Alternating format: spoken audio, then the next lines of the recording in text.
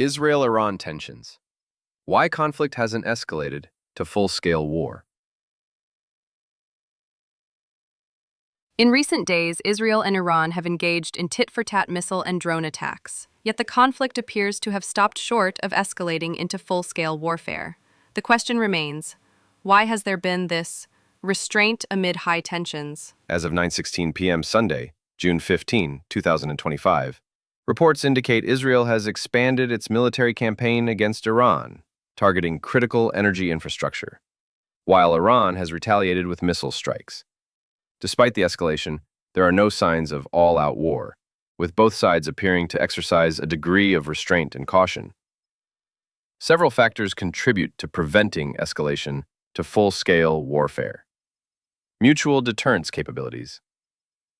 Israel is believed to possess nuclear weapons, while Iran maintains large stockpiles of missiles and drones. Both sides recognize the catastrophic consequences of total war, potentially leading to mutual restraint.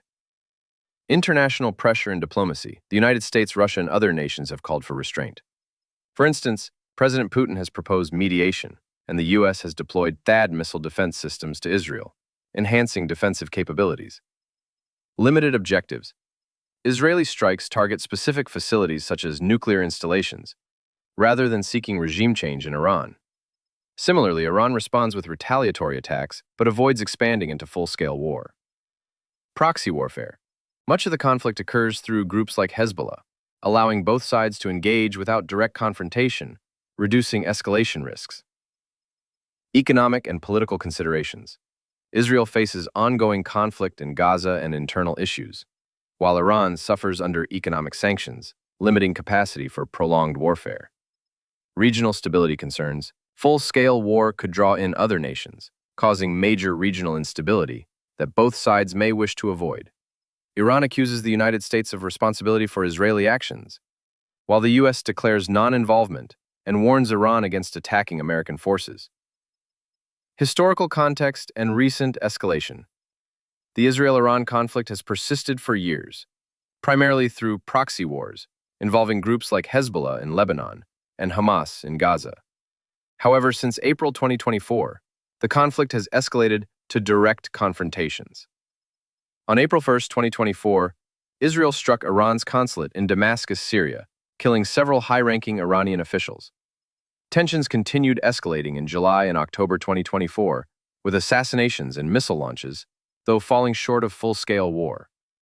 By June 2025, Israel launched Operation Ascending Lion on June 13, targeting Iranian nuclear and military facilities, killing numerous military commanders and leading nuclear scientists. Despite direct attacks, the conflict hasn't reached full-scale war due to multiple factors. Strategic deterrence. Israel's suspected nuclear arsenal and Iran's extensive missile and drone capabilities create mutual deterrence. Total war could cause massive damage to both sides, incentivizing restraint. Israeli strikes target specific objectives rather than civilian populations or broad civilian infrastructure. Enhanced defense systems.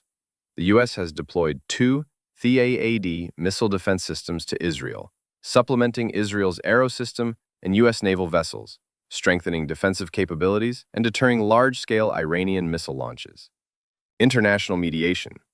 Russia, through President Putin, has proposed reconciliation and emphasized preventing conflict expansion in a phone call with President Trump on June 14, 2025. Limited strategic goals. Israel focuses on slowing Iran's nuclear program, such as striking uranium enrichment facilities near Natanz, rather than seeking regime change. Proxy engagement. Much conflict occurs through proxy groups like Hezbollah, allowing engagement without direct military confrontation. Reports suggest Hezbollah may be reluctant to engage in another war with Israel as of June 2025. Domestic constraints.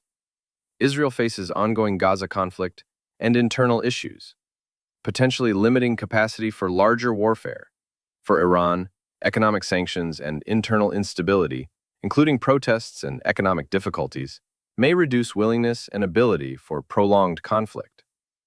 Regional stability risks. Full-scale war could involve other countries like Iraq or Jordan, causing major regional instability. Both sides may recognize these risks and attempt to limit conflict scope. Iraq's government has warned of Israeli threats and called for diplomatic action to protect sovereignty, ongoing risks, and diplomatic opportunities. Despite restraint, escalation risks persist, particularly if misunderstandings or overreactions occur. Past war simulations have identified multiple ways the U.S. could be drawn into conflict, such as Iranian attacks on American regional forces.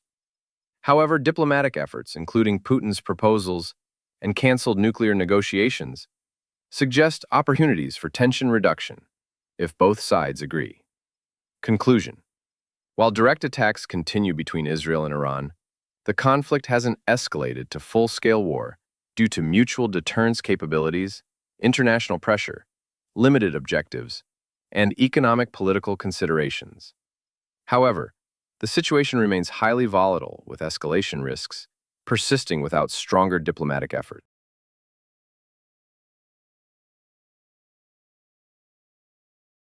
Thanks for watching. Hit subscribe if you'd like more news analysis like this.